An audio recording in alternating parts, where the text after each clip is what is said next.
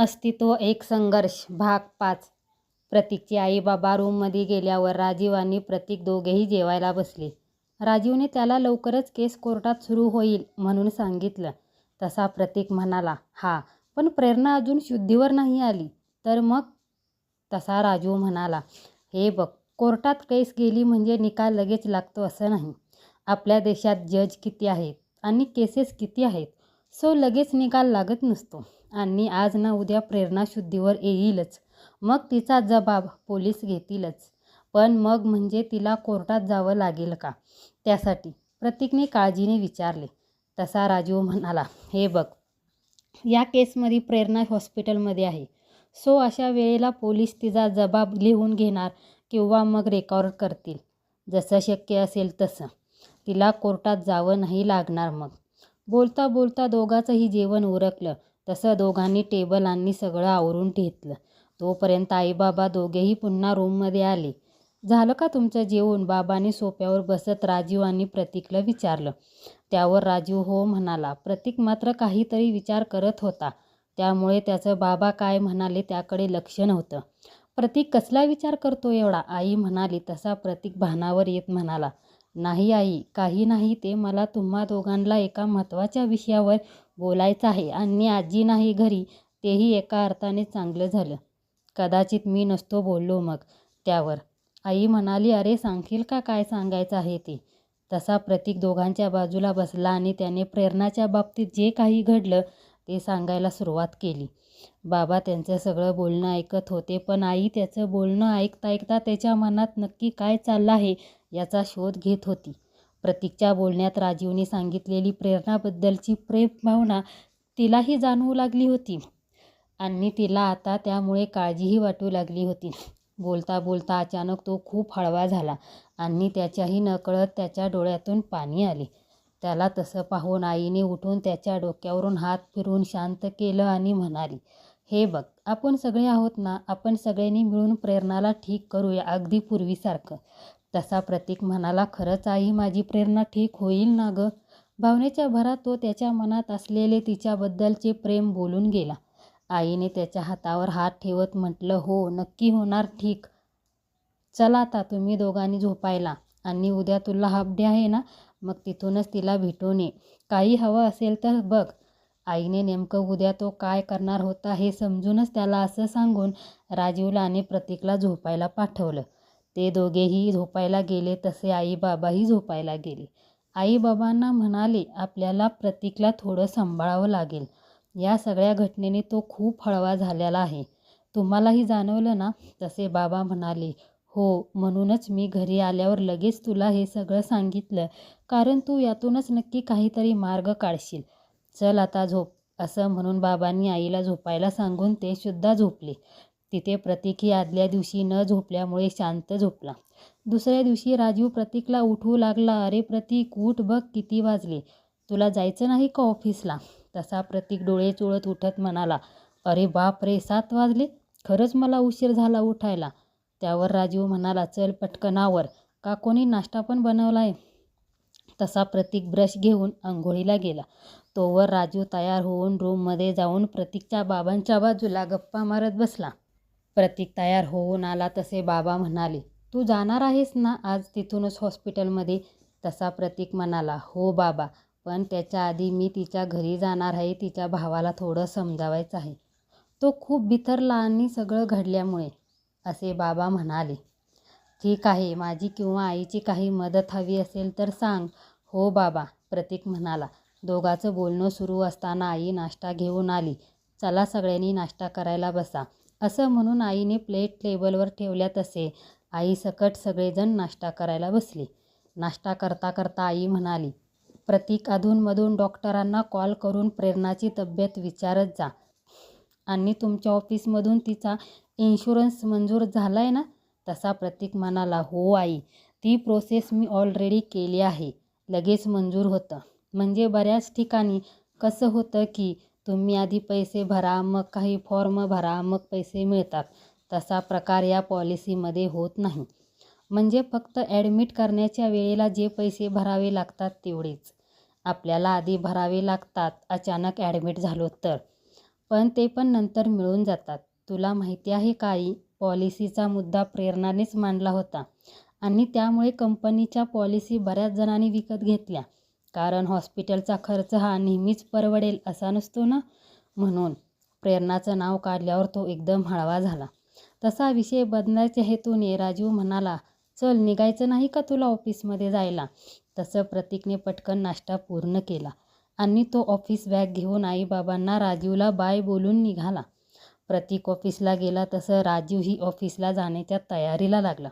एकदा mobile check करावा म्हणून त्याने मोबाईलचे चॅट ओपन केली तर त्यात त्याला रेखाचा मेसेज मिळाला. हॅलो सर, मला समजत आहे त्या दिवशी मी तुम्हाला पार्किंगमध्ये बोलायला नको होतं. मी ऑलरेडी लेट होते त्यामुळे खूप हायपर झाले होते. सॉरी. तुम्ही मला म्हणाला होता ना माप एका शर्तवर करेन म्हणून. तर मग आज कॉफीसाठी भेटायचं का? म्हणजे आज शनिवार आहे, सो कोर्ट वर्क नसावं तुम्हाला. तर तुम्ही फ्री असाल तर आज भेटू. आणि माझी पण एक शर्त आहे सर, ती मी तुम्हाला भेटल्यावरच सांगेन. तुम्हाला जो टाईम पॉसिबल असेल तो मला सांगा. मला तशीही आज सुट्टी आहे, सो मी येऊ शकते.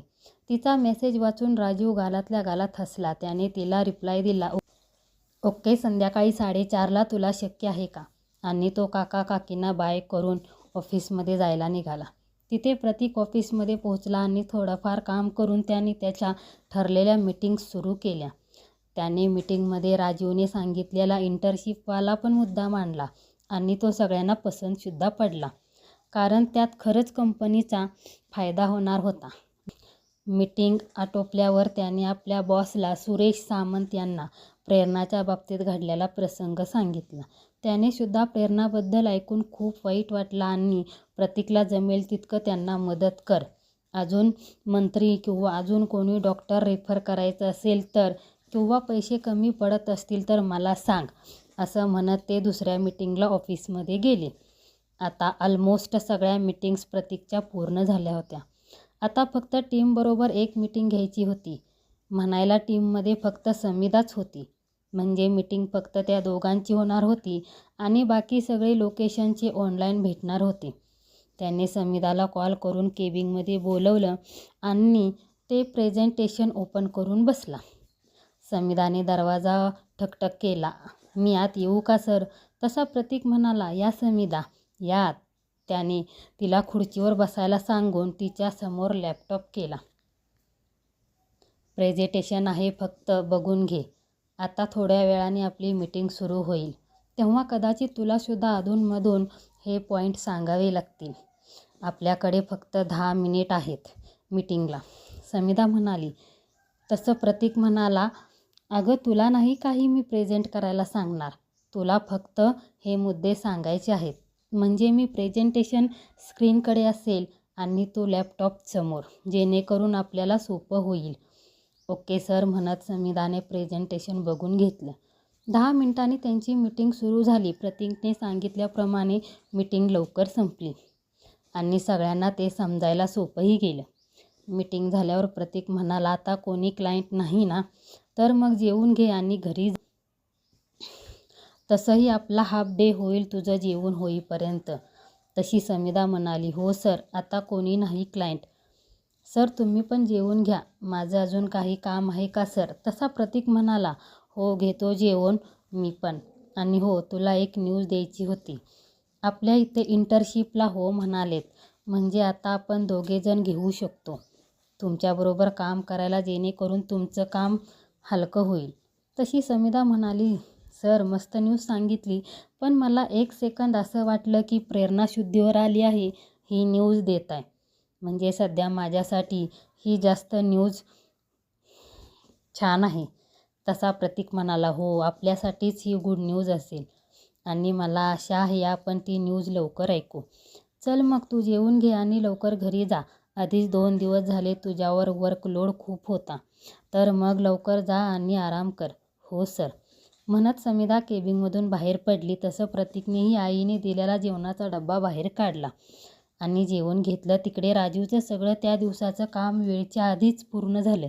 रेखाच्या हो चालेल ह्या टाईम या मेसेजने तो खूप खुश झाला होता. त्याने काम आटपून घरी जेवायला येतो असल्याचं प्रतीकच्या आईला आधीच सांगून टाकलं होतं.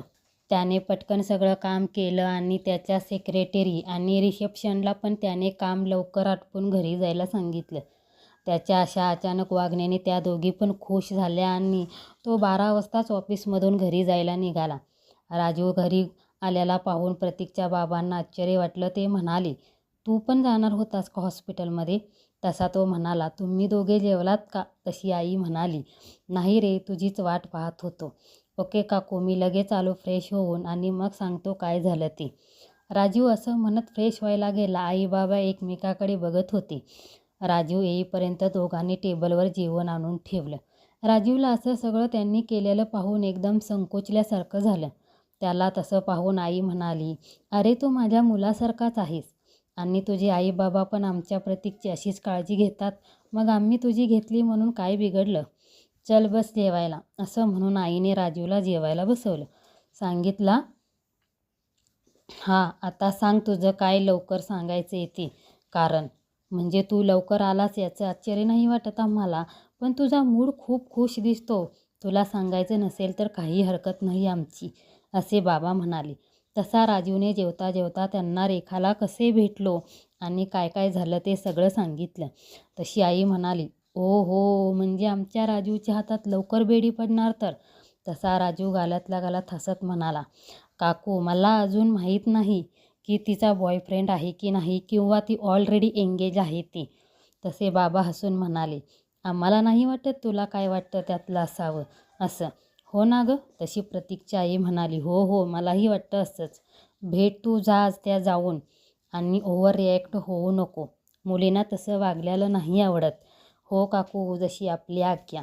तसे तिघेही हसू लागले. पुन्हा गप्पा मारत जेवू लागले. तिथे प्रतीकने ऑफिसमधून निघण्यापूर्वी प्रेरणाच्या भावाला विवेकला फोन केला. घरी येऊ का विचारलं. त्याने हो म्हटल्यावर प्रतीक ऑफिसमधून प्रेरणाच्या घरी जायला निघाला. दुपारीच लवकर प्रेरणाच्या घरी पोचला. त्याच्या अपेक्षेप्रमाणे विवेक एकटाच घरात होता. विवेकने त्याला पाणी देऊन बसायला सांगितलं आणि तोही प्रतीकच्या बरोबर बसला.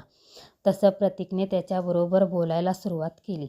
विवेक, मला तुझ्याशी थोडं बोलायचं आहे म्हणून मी आज इथे आलो आहे.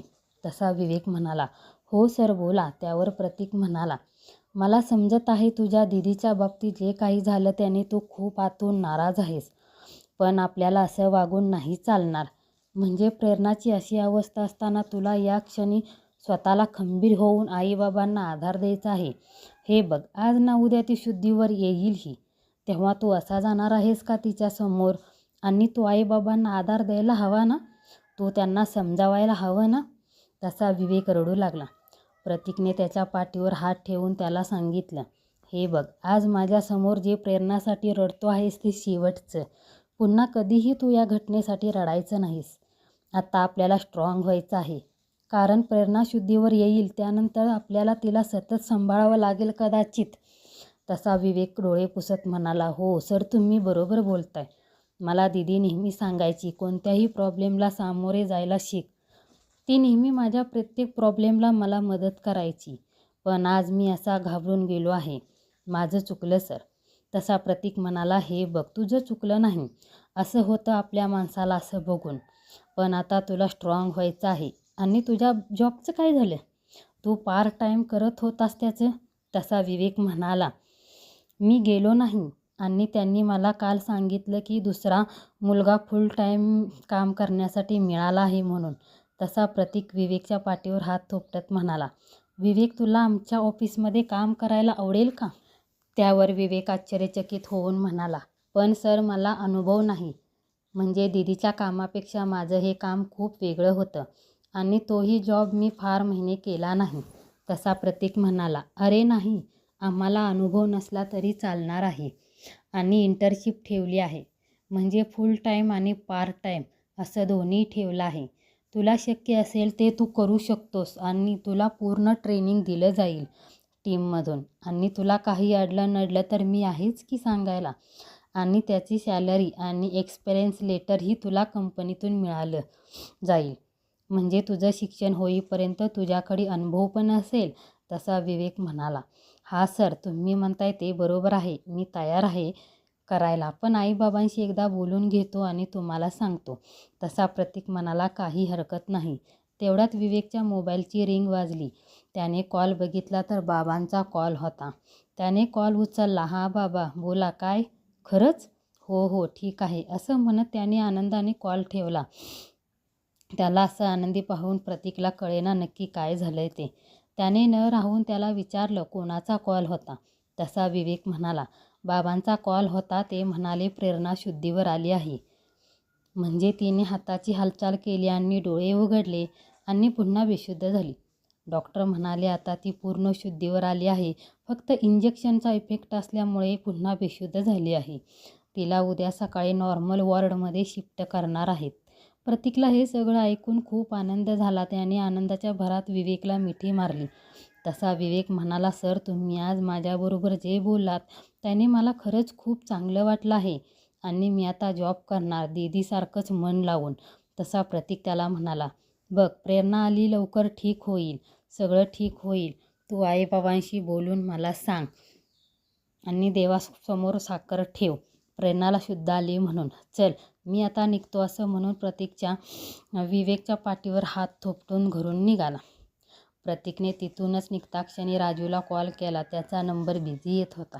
त्याने लगेच आईच्या नंबरवर कॉल केला. आईने कॉल उचलला. प्रतीकने तिला प्रेरणा शुद्धीवर आल्याचं सांगितलं आणि म्हणाला, आई, ही बातमी ऐकल्यापासून मी खरंच खूप खुश आहे. त्याला असं आनंदी झालेलं पाहून आईला सुद्धा खूप आनंद झाला. तिने त्याला डॉक्टरांना कॉल करून बोलून घे म्हणून सांगितलं किंवा मग शक्य असेल तर प्रत्यक्ष भेटून ये म्हणून सांगितलं. त्यावर प्रतीक म्हणाला, हो हो आई, मी जाऊन येतो हॉस्पिटलमध्ये. तू बाबांना पण सांगा. चल, ठेवतो मी कॉल, असं म्हणून प्रतीकने कॉल ठेवला. तोच राजीवचा कॉल आला. अरे, आहेस कुठे तू? तुझा कॉल बिझी येत होता. बाय द वे, ते जाऊ दे, प्रेरणा शुद्धीवर आली आहे, प्रतीक म्हणाला. तसा राजीव म्हणाला, खूप छान. आणि तुझा कॉल बिझी आला? कारण ती रेखा आहे ना, तिने कॉल केला होता, ती पार्किंगमधली. तिने आज तिला शक्य आहे भेटायला म्हणून सांगितलं आहे. सो मी तिथे जातोय. ओ हो, तो गाडी आगे जा रही है. सांग मला तुझी personal meeting, I mean coffee with Rekha कशी झाली ते. प्रतीक हसत हसत म्हणाला, तू पण ना प्रतीक, एक चान्स सोडू नकोस माझी मस्करी करायला. आणि तुला नाही सांगणार तर कोणाला सांगणार? तेरा जैसा यार कहा. राजीव गाण्याच्या मूडमध्ये जात म्हणाला, अरे बाबा, मी कॉल ठेवतो, तू ड्राईव्हवर लक्ष ठेव. चल बाय, भेटू आपण घरी डायरेक्ट. असं म्हणून प्रतीकने कॉल ठेवला आणि त्याने कार हॉस्पिटलच्या दिशेने वळवली. प्रतीक आनंदातच हॉस्पिटलमध्ये गेला. कधी एकदा प्रेरणाला बघतो आहे असं त्याला झालं होतं. तो प्रेरणा असलेल्या मजल्यावर गेला. डॉक्टर प्रेरणाच्या बाबांशी काही बोलत होते. प्रेरणाचे बाबा त्याला काळजीत दिसले. प्रतीकची आई दुरून त्यांना दोघांना पाहत होती. प्रतीक डॉक्टरपाशी पोहोचला तसे डॉक्टर त्याला बघून म्हणाले, मिस्टर राज्याध्यक्ष, तुम्ही आला तिथे चांगलं केलं. थोड्या वेळाने बोलू आपण सविस्तर, तोपर्यंत बसा तुम्ही. डॉक्टर दुसऱ्या वॉर्डमध्ये निघून गेले. डॉक्टर जाता क्षणी प्रतीक प्रेरणाच्या आईबाबांच्या बाजूला बसला. प्रेरणाची आई बाबांना म्हणू लागली, अहो, आपली प्रेरणा कधीच ठीक होणार म्हणताय डॉक्टर. तसे बाबा म्हणाले, अगं, ते म्हणालेत ना शुद्धीवर आली की म्हणून. तशी आई म्हणाली, पण मग ती मगाशी का बोलली नाही? प्रेरणाच्या बाबांनी तिला शांत केलं. अगं, डॉक्टर बोलणार म्हणालेत ना परत आपल्याबरोबर. प्रतीकच्या कानावर त्या दोघांचं बोलणं पडत होतं. त्याला आता काळजी वाटू लागली. डॉक्टर नक्की काय सांगत आहेत त्याची. थोड्या वेळाने डॉक्टरांनी तिघांनाही त्यांच्या केबिनमध्ये यायला सांगितलं. प्रेरणाच्या आईबाबाच्या चेहऱ्यावर जशी काळजी वाटली होती तशीच काळजी प्रतीकच्याही चेहऱ्यावर वाटू लागली होती. या बसा. डॉक्टरांनी त्यांना तिघांना बसायला सांगितलं. डॉक्टर, तुम्हाला आम्हाला काय सांगायचं आहे? प्रतीकने विचारलं. तसा डॉक्टर म्हणाले, हो मिस्टर राज्याध्यक्ष, मला प्रेरणाची केस तुम्हाला एक्सप्लेन करायची आहे. म्हणजे प्रेरणा जरी शुद्धीवर आलेली असली तरी ती अजून त्या धक्क्यातून सावरली नाही. म्हणजे तिला हा शॉक इतका जबरदस्त बसलेला आहे की ती कोणाशीही बोलत नाही. मगाशी मिसेस प्रधान होत्या तिच्याबरोबर आत. त्यांनी तिच्याशी वेगवेगळ्या प्रकारे बोलण्याचा प्रयत्न केला पण ती बोलली नाही. मग डॉक्टर कधीही बोलणार आमची प्रेरणा आमच्याशी? प्रेरणाच्या आईने डॉक्टरांना विचारलं. ती तुम्हाला एक डॉक्टर रेफर करतोय. आपल्याला त्यांची ट्रीटमेंट घ्यावी लागेल, डॉक्टर म्हणाले. डॉक्टरांनी एक कार्ड प्रतीकला दिलं आणि म्हणाले, मिस्टर प्रधान, मी तुम्हाला या डॉक्टरचं कार्ड यासाठी रेफर करतोय की आत्तापर्यंत यांच्याकडे गेलेला कोणताही डिप्रेशनमधला पेशंट ठीक होणार नाही असं झालंच नाही. आणि या डॉक्टर मिस प्रेरणा यांना नक्की ठीक करतील, अगदी पूर्वीसारखं. प्रतीकने कार्ड बघितलं. कार्डवर नाव होतं डॉक्टर स्नेहा गोवेकर.